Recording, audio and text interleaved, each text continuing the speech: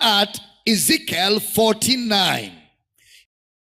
And if the prophet be deceived when he had spoken a thing, I, the Lord, have deceived that prophet, and I will stretch out my hand upon him and will destroy him from the midst of my people Israel. Did you observe that? Those terms used for God are terms used in the absence of him. Those terms are used actively. However, God is actively absent. Those terms are used actively. However, God is actively absent. For example, Amos chapter 3 verse 6. Pay attention. Shall a trumpet be blown in the city, and the people not be afraid? Shall there be evil in a city, and the Lord hath not done it? What the Lord has done there in that verse refers to what he is absent in. The absence. Sometimes his absence in an action is figuratively used as what he has done. You didn't hear that. Sometimes his absence in an action is figuratively used as what he has done. For example, in salvation, a man's unbelief in the gospel means that man is destroyed. In salvation, a man's unbelief in the gospel means that man is destroyed. So when you see the destruction, the conclusion for an onlooker will be that God destroyed him. But it's actually self-destruct because he failed to heed to what God said. So God is accused actively because God is actively not present in the action. So Pharaoh's hardening came because God spoke. Not that God made Pharaoh harden for him to speak. Not that God made Pharaoh hardened for him to speak. Let's see something else. Look at Isaiah 53. Now before we read, a basic Christian theology will show you that Isaiah 53 is about Jesus. That Isaiah 53 is about Jesus. Look at Isaiah 53 verse 1. Who had believed our report, and to whom is the arm of the Lord revealed? Now look at verse 3. He is despised and rejected of men, a man of sorrows and acquainted with grief, and we hid as it were our faces from him. He was despised, and we esteemed him not. Verse 4. Surely he had borne our griefs and carried our sorrows. Yet, that is where to take note of now. Yet we did esteem him stricken, smitten of God, and afflicted. Smitten of God and afflicted. He was despised and rejected of who? Men. So his sorrow and griefs was because of who? Man. So verse 4. How was he stricken, smitten, and afflicted? By man. Not God, by man. How was it seen? Look at the word afflicted. Is the word anna. Anna means to be made to suffer pain. You will see the use of that word afflicted in Genesis 15:13. And he said unto Abraham, know of a surety that thy seed shall be a stranger in a land that is not theirs, and shall serve them, and they shall afflict them for 400 years. Afflict, to put in slavery and bondage, to suffer pain. Afflict, to suffer pain. The word smitten is the word nakeh in the Hebrew. It means to kill. If you read that in the 4 Gospels, and they say to you that it was God who smote Jesus, afflicted Jesus, and killed him, would you argue? Yes, of course.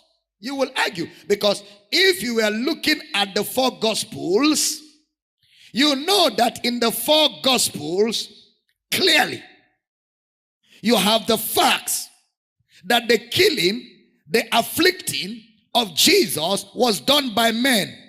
You can even mention names.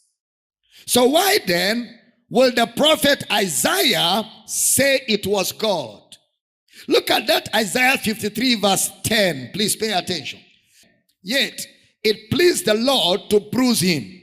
He had put him to grief. When thou shalt make his soul an offering for sin, he shall see his seed, he shall prolong his days, and the pleasure of the Lord shall prosper in his hand. Look at verse 5 and 6 of that Isaiah. Look at it very clearly. But he was wounded for our transgressions. He was bruised for our iniquity. The chastisement of our peace was upon him, and with his stripes we are healed. Verse 6. All we like sheep have gone astray. We have turned everyone to his own way. And the Lord had laid on him the iniquity of us all. Look at verse 7. He was oppressed and he was afflicted, yet he opened not his mouth. He is brought as a lamb to the slaughter, and as a sheep before her shearers is dumb. So he opened not his mouth. Go to verse 10 now. Pay attention to verse 10. Yet it pleased the Lord to bruise him. Did you see a mix there? A mix of men did it and God did it. Did you see that? Why will they say God did it? Because God did nothing. The inactivity of God in it is what is considered as God's action. Did you see that figure of speech? The inactivity of God is what is considered as God's actions. So because God did nothing, it was said he was afflicted of God. Are you following? And Psalm 22, look at the way David puts it. Psalm 22 verse 1. My God, why hast thou forsaken me? Why art thou so far from helping me, and from the words of my roarings? He puts it to us like this. What does he mean forsake? The word forsake means abandon to betrayers. Abandoned to betrayers. That is what Paul used in Romans 8:32. Put it up for me. He that spared not his own son, but delivered him up for us all, how shall he not with him also freely give us all things? Gave him up. The word gave him up means he abandoned him in the hands of betrayers. So my God, why have you forsaken me? Is an utterance of God's love. It's an utterance of God's love. To abandon himself in the hands of betrayers. What I just explained for you now means that when you study scriptures, you must read everything together.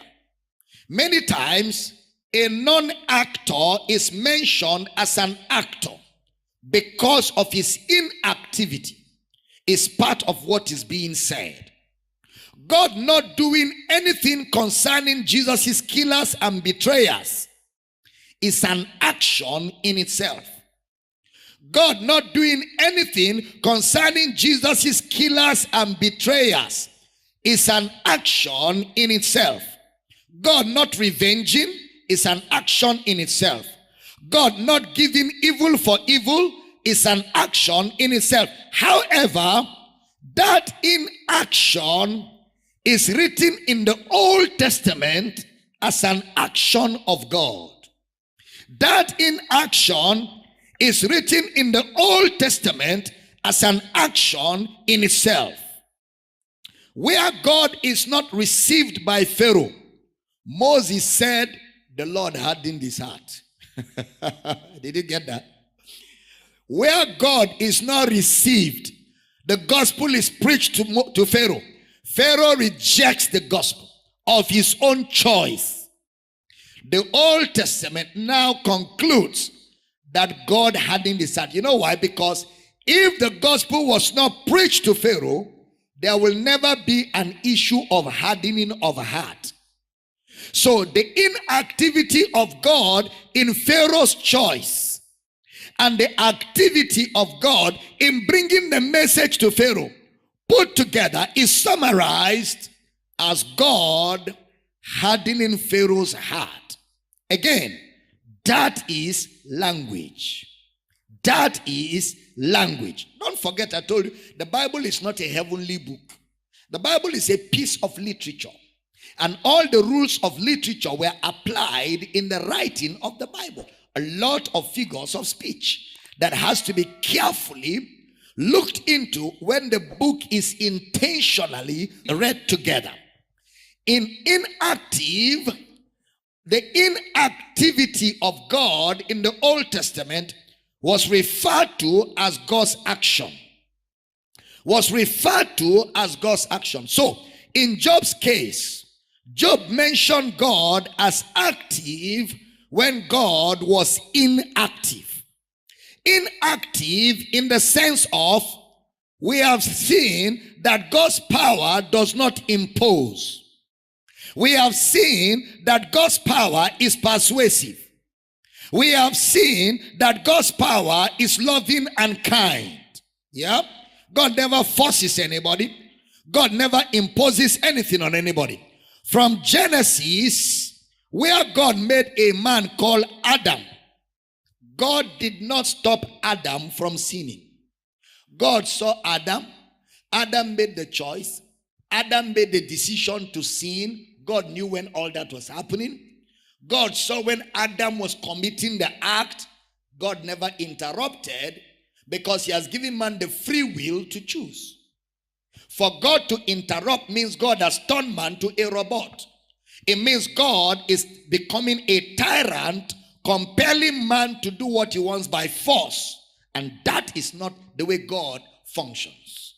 See that?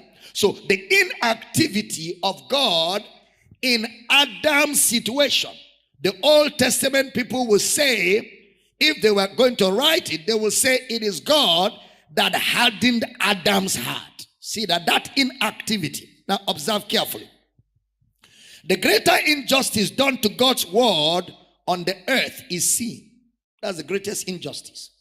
And James tells us in James chapter 1 verse 13, let no man say when he's tempted, I'm tempted of God. For God cannot be tempted with evil, neither tempted he any man.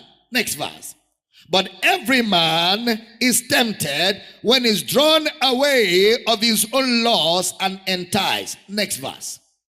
And when lust had conceived, it bringeth forth sin. And sin, when it is finished, bringeth forth death. When he says every man is tempted, he was referring to Adam. That Adam's lust, when it conceived, it brought forth sin. And when Adam's sin was finished, it brought forth death. You know, we can relatively say that James chapter 1 verse 16, do not err about God's character, my beloved brethren. Next verse. Every good gift and every perfect gift is from above, and cometh down from the Father of lights, with whom is no variableness, neither a shadow of turning. We can relatively say that James 1:17, that good and perfect gift there refers to Jesus. Of that act of Christ, God becoming a man, he begat us. He begat us. That act of Christ, which is God becoming a man, it is in that act that he begat us. Look at verse 18. Of his own will begat he us with the word of truth, that we should be a kind of first fruit of his creature.